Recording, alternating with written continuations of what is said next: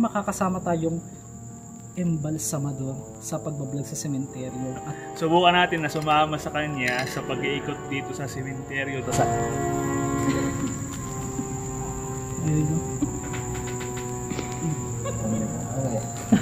Tataas ang baribo ko. Naririnig yan. Naririnig yan. Yung third floor.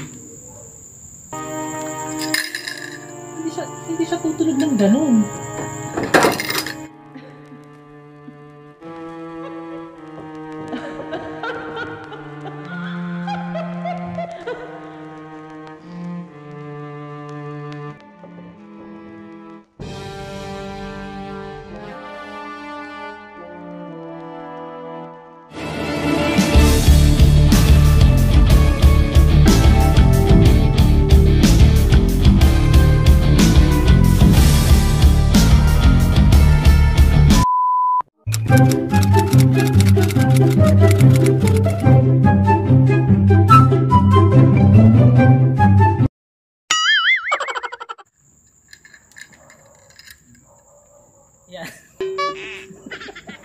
A few moments later. Hi mga master, welcome to my channel. This is Master G, na palaging G. O lagi na nga, palagi pa, di ba? Ngayon, nandito tayo sa sementeryo ng Nueva Ecija, dito po sa San Leonardo. Shoutout po kung taga dito ka, kung bago ka lang din, hilig mo yung ganito, subscribe na! Tara, sakay na! Charot! Meron tayong special guest, oo. Nung nakaraan, nagpapasalamat po ako uli kay Madam J. Costura dahil po sa pagkakataon na nakasama ko siya, isang psychic na nakilala natin, or kilala talaga natin. Ngayon, syempre, siya yung tinaguri ang Nostradamus nga ng Pilipinas. Pero ngayon, ang tinaguri ang pinaka Gen Z, oo, Gen Z Embalmer, licensed embalmer ng Gapan, ay kasama natin ngayon. For the first time, may makakasama tayong embalsamador sa pagbablog sa sementeryo. At pumayag siya na ikutin natin ito at sumama siya. So, let's welcome Sir Ferdinand Malgapo Jr. Sir, ano ka naman, yan, batiin mo yung ating mga kamaster at ang iyong mga, ano tawag sa ano mo? Kamorge. Yeah, sige, batiin mo sila. Binabati ko lahat ng mga subscriber o mga fans ni Master Gala. At ayun, subukan natin na sumama sa kanya sa pag-iikot dito sa sementeryo dito sa San Leonardo. First time kong may experience yung ganito, kaya gusto ko rin talagang maranasan. Kaya ayun, salamat din sa mga sumusuporta sa akin. Ayun. Tataas ang baribo ko. Naririnig yan. Akala kasi nila, yung iba, hindi ko sinasabing lahat ng nandito guys na hindi nakikita. Pinaglalaroan namin sila. Nagkakamali po kayo kung sino po kayo nandyan. Hindi po namin kayo pinaglalaroan. Gusto lang namin ipakita sa tao na may something paranormal. Kasi yung iba hindi naniniwala. So ipinapakita po ng video na to na pwede kayong maniwala. So kung hindi naman kayo naniniwala, go lang. So tara, iikutin natin yung third floor.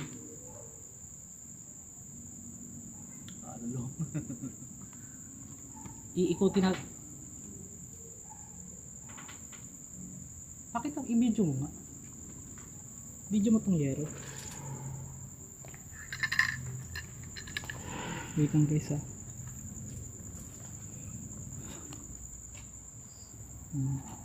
Iba talaga dito kasi mga master, nasaan ka ba?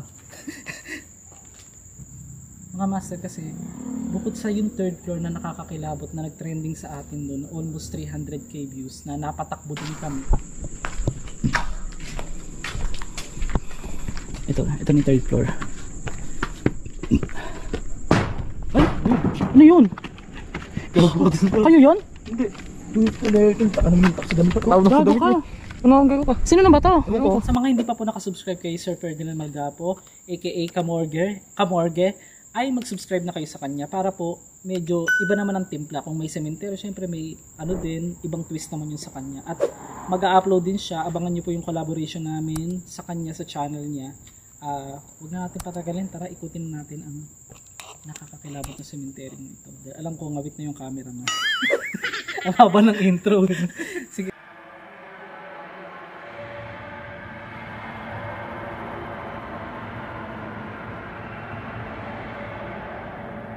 Sir Ferdinand, so dahil ngayon first time mong sumama sa mga ganitong exploration, ano yung impression mo, first impression mo dito sa cemetery? Kasi ikaw, iba naman din yung... Oo, kasi ganito yan. Sa totoo lang, iba yung pakiramdam kapag patay lang mismo yung kaharap mo sa morgue. Iba rin yung pakiramdam pag nandito ko na sa mismong sementeryo. Kaya yun, kung sanay ka na sa ganitong pagbablog sa sementeryo, ako medyo naiilang ako kasi hindi naman ako sanay eh. Parang alam mo yun, yung parang natatakot na ewan. Actually mga master, tignan nyo, nakaitim ako ngayon at nakaputi. Ang panaginip ko naman that time, baligtad. Nung bago tayo mag-collab, ngayon is nakaputi ako sa panaginip, ikaw ang nakaitim. Ang weird. Ang weird, guys. Hindi, walang halong script. Alam mo nyo naman, ayaw natin na scripted. Maging honest ka sa nararamdaman mo ngayon. Ano yung nararamdaman mo sa pagkakataon na to ngayon? Iba talaga kasi alam mo yun yung katulad ng ganito madilim. Tapos sementeryo pa. Iba talaga yung pakiramdam na pwede mong maramdaman sa ganito. Sa pagbablog na sa sementeryo.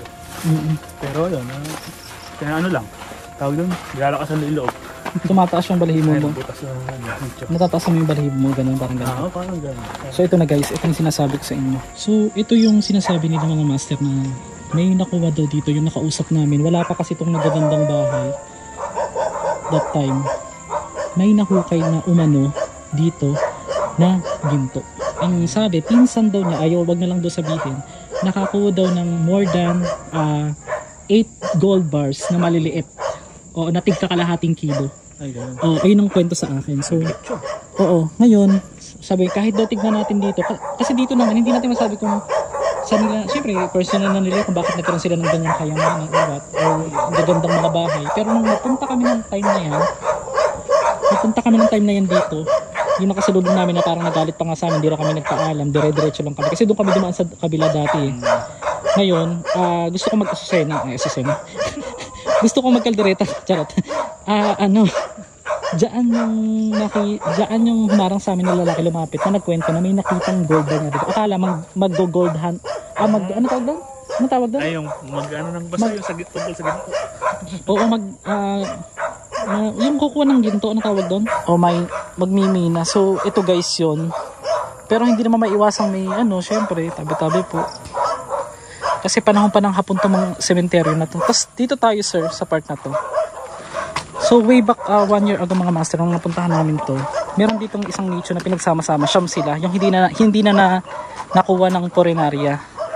Anong ginagawa sir pag ganun yung maraming patay na pinagsama-sama, tapos hindi na po nakuha ng kamag-anak? Pwede silang ilagay talaga sa isang nicho na lang? Siyempre, hindi nakuha ng pamilya yan. Basta ililibing mo lang ng kusa yan. Siyempre, sa amin kasi, kahit sabihin malugi o mamuhunan kami sa ataol, siyempre, ilalagay pa rin natin sila sa ataol bago ilagay sa bawat nicho.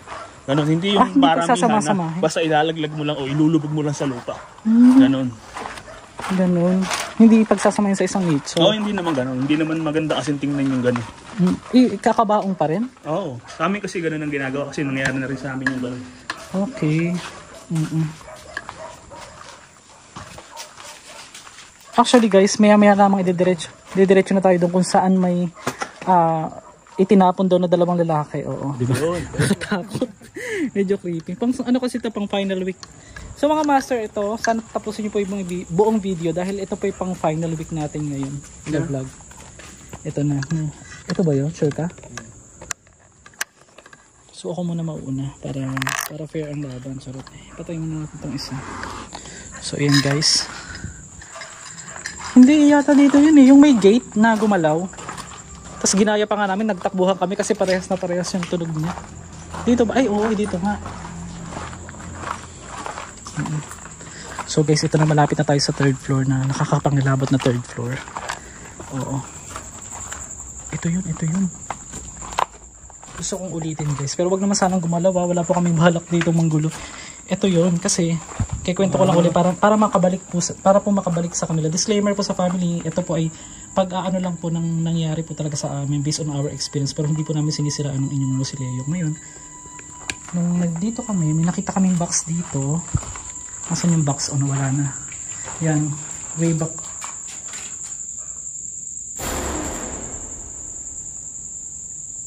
way back, malakas kasi dito talaga.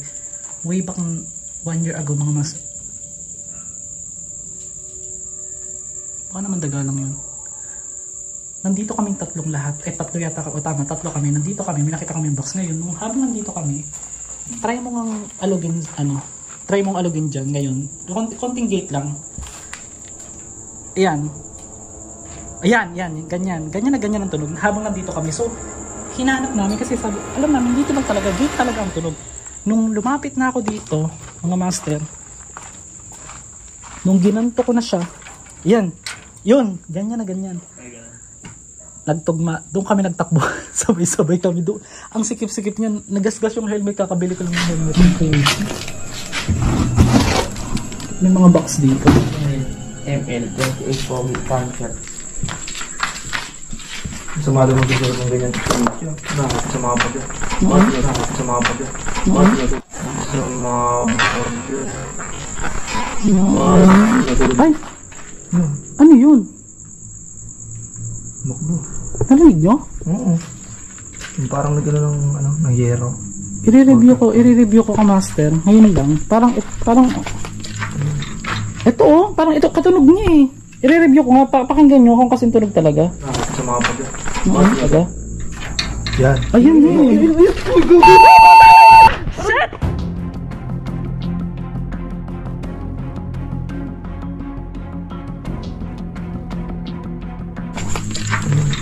Ito parang ito katunog niya eh. I-review ko nga, pakinggan nyo kung kasing tunog talaga. Yan. Ayun eh. Gago nga! Wait! Uy! Shit! Ano nakita mo? Sabi ko, ginasgas mo ako yung helmet ko. Ginano ko kasama ko. Ayun, shout out dun sa tatlo kong kasama mo. So, yun guys. So, ito na yung third floor. Pwede kang mag-video din. Hindi naman kahit same naman salita, hindi naman nakaka-copyright yun. Basta-basta. Akala ko kung ano yun eh. Ano yun oh. Akala ko kung ano yung nakatayo na yun. Ngayon guys, ang kwento nila sa akin, meron daw diyang pinatay sa third floor. Ayun ang kwento lang na hindi naman po na-verify at hindi din natin nakuha yung ibang source o ibang panig ng ibang tao. So ngayon, hindi muna ako magkikwento kay Sir Ferdinand kung anong mapifeel nang nandito ka, yung papaakyat. Anong boses yun? Palaka ba yun? Palaka ba yun? Yung parang may boses lalaki. Palaka ba yun? Siguro parang palaka. Okay. So, hindi ko muna ikikwento kay Sir Ferdinand yung naramdaman ko nang nagpunta kami dyan sa third floor. Mamaya ko na ikikwento kung magtutugma. Kasi kung napanood mo ba yung video? Hindi. Hindi sir. Hindi mo napanood? Oh, okay. Tamang-tama. So, akyat muna tayong lahat. So, mga master, magpe-pray na lang po muna kami at hindi na po namin papakita. Mga master. So at this time, hanggang makaakyat kami, wala pong magsasalita sa amin kahit isa. Puro hakbang, puro dire-diretso lang po kami papataas. Okay, here we go.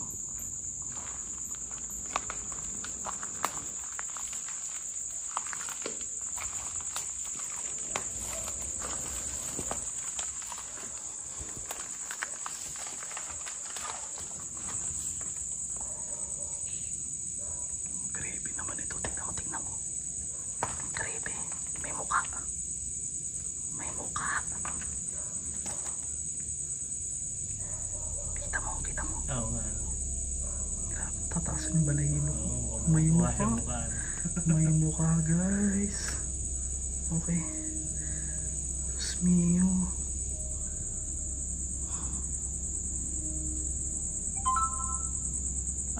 Pasign muna ng mga phone. Akit na tayo sa taas. So ito na po, from this time hindi na po kami magsasalita mga master. At here we go.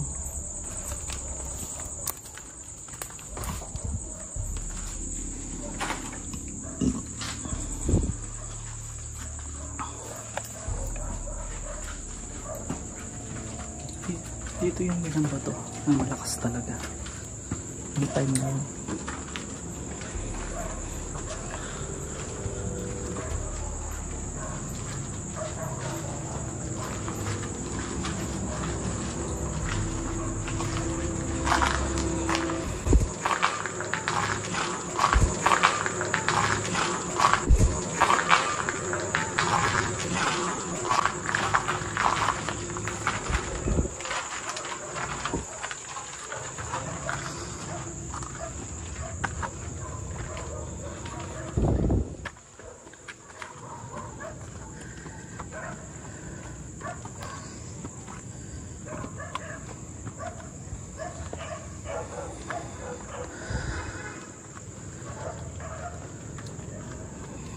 Yun yung may bakal, oh.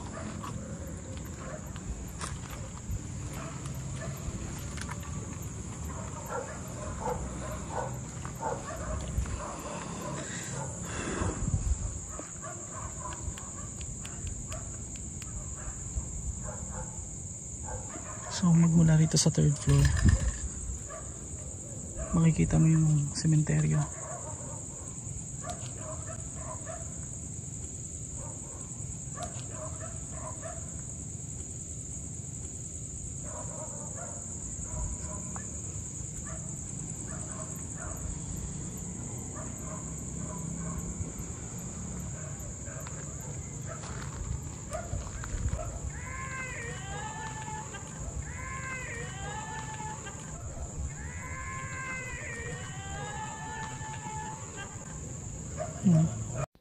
Dinig na din namin nung nandito kami sa taas, yung parang biglang sumigaw na yan. At iniisip nga namin na baka yan yung mga nagiinuman sa baba. Pero yan ay magte-12 na rin ng gabi at wala naman kami napansin ng mga nagiinuman o napakalayo din ng mga bahay dyan sa kabila. Kaya imposibleng ganung kalapit ang sigaw na yun.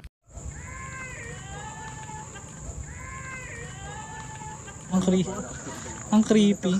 Wala, mamaya ko na sasabihin yung nafe-feel. Mamaya mo na i-reveal yung nafe-feel mo. Ano yung napansin mo lang sa paligid? Pag-akyat pa, bago tayo umakyat. Kasi ano eh. Ewan ko, iba yung pakaramdam ko rito. Iba yung takot ko talaga sa patay eh. Iba yung sa morgue. Iba yung sa morgue. Oo. Kaya sa ganito eh. Oo. Oh my gosh. So, andito tayo ngayon upang gamitin yung ating ghost app, mga master. Kung may something paranormal tayo madedetect dito po sa 3rd floor.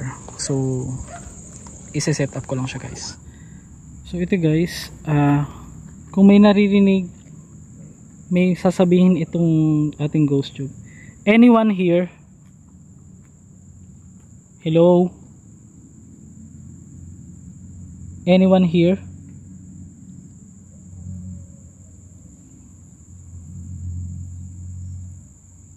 Anyone here?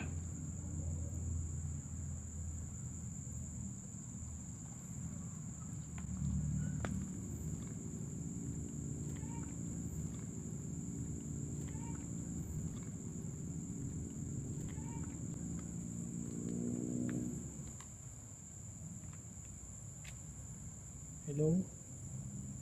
Hello?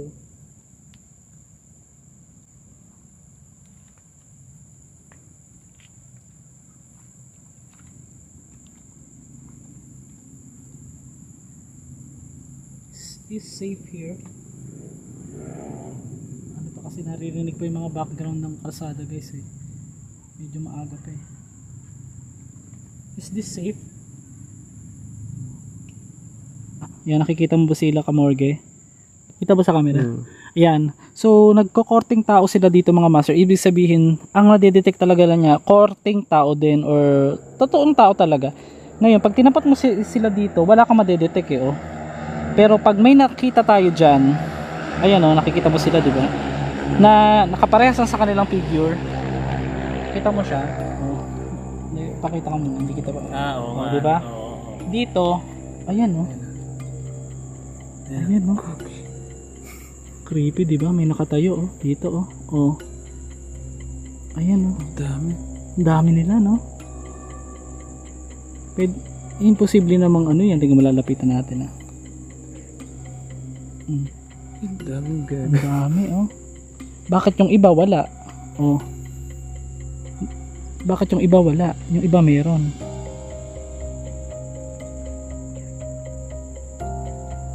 Ba't yung iba wala?